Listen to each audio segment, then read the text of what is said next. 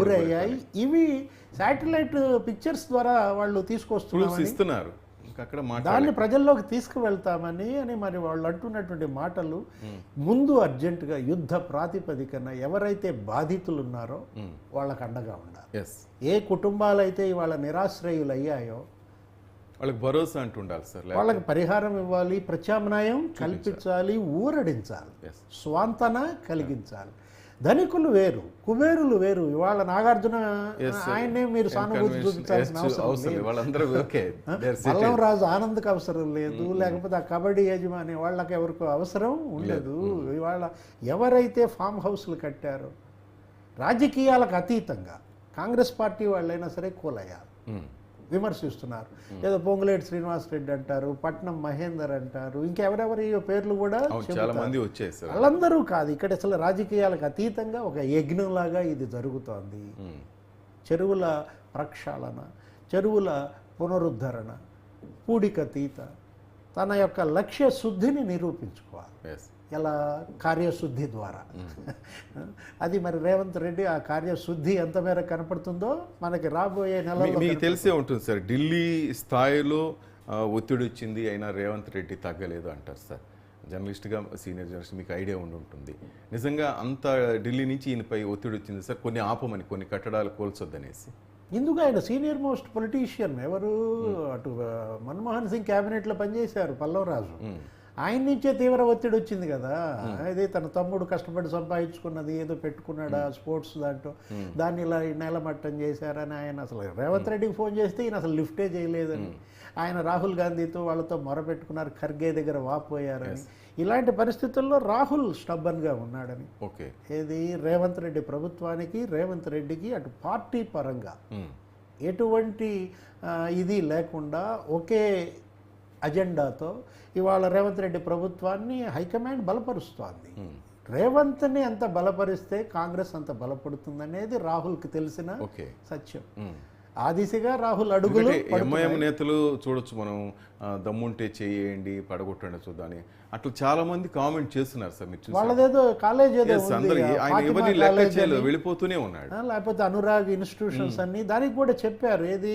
అటు విద్యార్థులు ఇబ్బంది పడకూడదు, 6 నెలలు టైం ఇవ్వటం కానీ, వాళ్ళ విద్యా సంవత్సరం నెక్స్ట్ తల్లిదండ్రుల యొక్క రిక్వెస్ట్ వాళ్ళని అనుసరించి వాటిని మరి ఆ తర్వాత చేపడతారో లేదో చూడాలి. అదే మనం అంటోంది, లాజికల్ ఎండ్కి దీన్ని తీసుకెళ్ళగలడా. ఇప్పుడు మజ్లీస్ ఎమ్మెల్యే వాళ్ళకి కూలేశారంట, మజ్లీస్ ఎమ్మెల్సీ కూడా కూలేశారంట. జరిగినప్పుడు అసలు మీకు గుర్తుండే ఉంటుంది, రేవంత్ రెడ్డి లండన్ వెళ్ళారు. అక్కడ థేమ్స్ అది లండన్ సుందరీకరణ చూశారు. సేమ్ అదే మూసీలో మేము చేపడతామన్న దాంట్లో రేవంత్ రెడ్డి పక్కన ఎవరున్నారు?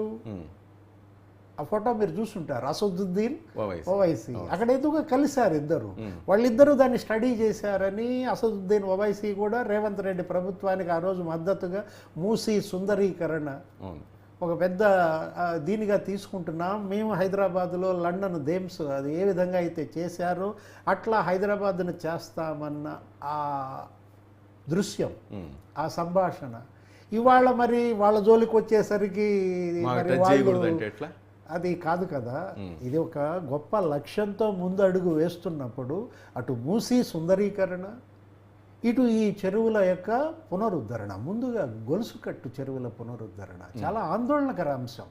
హుస్సేన్ సాగర్ 21% ఆక్యుపైడ్ ఏంటండి, 310 ఎకరాలు హుస్సేన్ సాగర్ మింగేశారంటే అసలు కుచించుకుపోతున్నాయి సార్, రాను రాను ఇట్లా చిన్న సైజుకి వచ్చేస్తున్నాయి. అసలు ఆ ఈసీఐఎల్ మిర్యాలగూడ చెరువు అంట, అది 90% ఆక్యుపైడ్. 90% ఒక చెరువుని వీళ్ళు ఆక్రమించేశారంటే ఏం జరుగుద్ది? సహజ జల ప్రవాహానికి అడ్డుకట్టబడితే ఏమవుద్ది? పొంగుద్ది. అసలు ఆ రిజిస్ట్రేషన్లు ఎట్లా జరుగుతున్నాయి ఇవన్నీ, అదే అందరికీ అంతుపట్టినాయి సార్. గత ప్రభుత్వం ఎట్లా ఇచ్చింది వీళ్ళందరికీ ఛాన్స్ అనేసి. అందుకే ఇప్పుడు ఈ హైడ్రాలో ఈ 6 శాఖల సమన్వయం ఇవాళ ఏంటి, దానికి 200 కోట్లు బడ్జెట్ పెట్టినంత శాటిలైట్ పిక్చర్స్ తీయటం కానీ కరెక్ట్గా వెళ్తున్నారు అనిపిస్తూ ఉంది. ఇప్పుడు ఇవాళ రిజిస్ట్రేషన్స్ శాఖ, రిజిస్ట్రేషన్స్ ఎలా జరిగాయి, వీటికి పట్టాలు ఎలా ఇచ్చారు, ఇప్పుడు అది కూడా మన ఎమ్మెల్యేలు విమర్శిస్తున్నారు. ఏది మాధవరం కృష్ణారావు వీళ్ళందరూ కూడా పట్టాదారు వాళ్ళకు ఉన్నాయి, పట్టాలు ఉన్నాయి, మరి ఏంటి ఆ పట్టాలకు ఏం న్యాయం చేస్తారు? రాబోయే అసెంబ్లీ సమావేశాల్లో మేము నిలదీస్తామంటోంది బీఆర్ఎస్ ఎమ్మెల్యే అంటున్నారు వాళ్ళు గొంతెత్తుతాం. ఇవాళ రేవంత్ రెడ్డి వీటన్నింటినీ అడ్రస్ చేయాలి. రైట్గా ఏది వీటన్నిటికీ కూడా ఆ స్పేస్ వాళ్ళకి గనక ఇచ్చినట్లయితే అది ఆయన పార్టీకే ప్రమాదంగా మారుతుంది అనమాట. ఇవాళ ఎక్కడ స్పేస్ దొరుకుద్దా జ్వరపట్టడానికి బీఆర్ఎస్ సిద్ధంగా ఉంది. హరీష్ రావు, కేటీఆర్ ఏం మాత్రం ఒక అంగుళం చోటు ఇచ్చినా జ్వరపట్టడానికి వాళ్ళు సిద్ధంగా ఉన్నప్పుడు ఆ అంగుళం చోటు ఇవ్వటానికి కూడా వీలు లేనట్టుగా అటు కాంగ్రెస్ ఇటు రేవంత్ రెడ్డి ప్రభుత్వం వాళ్ళు ప్రజల్ని మెప్పించాలి, ఒప్పించాలి. ఎప్పుడు సాధ్యం అది? ముందు మీరు బాధితులను అడ్రస్ చేయండి, వాళ్ళని కలవండి. మీ ఎమ్మెల్యేలు, మీ మంత్రులు ఎక్కడైతే కూలగొట్టారో, ఎవరైతే నిరాశ్రయులయ్యారో ఆ కుటుంబాలను పరామర్శించాలి. వీలైతే మేము మీకు చెక్కులు ఇస్తాం, మీకు పరిహారం ఇస్తాం, మీకు ఎంత నష్టపోయింది ఒక ఎన్యూమరేషన్ చేపట్టండి. ఏది ఇప్పుడు మనం చూసాం ప్రకృతి విపత్తులు వచ్చినప్పుడు ఎన్యూమరేషన్ జరుగుద్ది, మనం అంచనాలు తయారవుతాయి. ఇప్పుడు ఇక్కడ ఈ జరిగిన నష్టం మీ కూల్చివేతల వల్ల ఎంతమంది పేదల యొక్క ఆస్తులు దెబ్బతిన్నాయో, నష్టపోయారో వాటిపైన ఎన్యూమరేషన్ చేయండి. వాళ్ళకి ఏదో ఒకటి ఏర్పాటు స్వల్పం, మీరు మొత్తం ఇవ్వలేకపోవచ్చు. వాళ్ళు ఎంత కోరుకుంటారు? జరిగిన నష్టంలో కొంత ఇచ్చినా వాళ్ళు మళ్ళీ ఆ షెడ్ ఇంకో చోట వేసుకుంటారు, ఆ వ్యాపారం ఇంకో చోట చేసుకుంటారు. వాళ్ళు చాలా క్యాటరింగ్స్ సెంటర్లు ఉన్నాయి, వాళ్ళంతా ఇక్కడే పెట్టుకున్నారు, వాళ్ళు దాని మీద బతుకుతున్నారు. ఈరోజు అవన్నీ నేలమట్టం అయ్యాయి. ఏమంటారు? మాకు అవి తీసుకోవడానికి కూడా కనీసం టైం ఇవ్వలేదు, నోటీసులు ఇచ్చారు. ఓనర్కి నోటీసులు ఇస్తే ఎట్లా, మాకు నోటీసులు ఇవ్వలేదు, మేం కదా ఉంటుంది దాంట్లో అంటారు. కానీ కరెక్ట్ వాళ్ళ రూల్స్ ప్రకారం ఓనర్కే ఇస్తారు కదా సార్. కానీ ఓనర్ అక్కడ గేమ్ ఆడుతున్నాడు. ఇప్పుడు నష్టపోయింది కానీ పేదలే నష్టపోతారు అక్కడ ఉంటున్నావు. ఆ నష్టంలో కొంతన్నా మీరు భర్తీ చేశారనుకోండి, గుడ్డులో మెల్ల వాళ్ళ శాపాలు మీకు తగలకుండా ఉంటాయి. ఏది ఇవాళ ప్రకృతి శాపం, ప్రజల శాపం. ప్రకృతి శాపం నుంచి ఈ ప్రజల్ని విముక్తం చేయడం కోసం ఆయన చేపట్టాడు ఇది ఒక ఉద్యమ ప్రాతిపదికన. మరి ప్రజలే చెప్పిస్తే అది తగలకూడదు ప్రభుత్వానికి. కాబట్టి నష్టపోయిన బాధితులకు అండగా ఉండాలి. మీరు చెప్తున్నట్టు 75% కొంత డబ్బు ఉన్నోళ్ళు వాళ్ళే దీంట్లో నష్టపోతుంటే 20% ఆ పేదలు ఉన్నారు. కానీ ఆ 20% రేపు కీలకం కావచ్చు కదా, రేపు ఎన్నికల సమయానికి. ఏదైనా బలహీనుడి కన్నీరు ఉసురు తగులుతా, అది మంచిది కాదు. ఏది బలవంతుడి కన్నీరు అసలు అది కన్నీరే పెట్టడం అవసరం లేదు అసలు.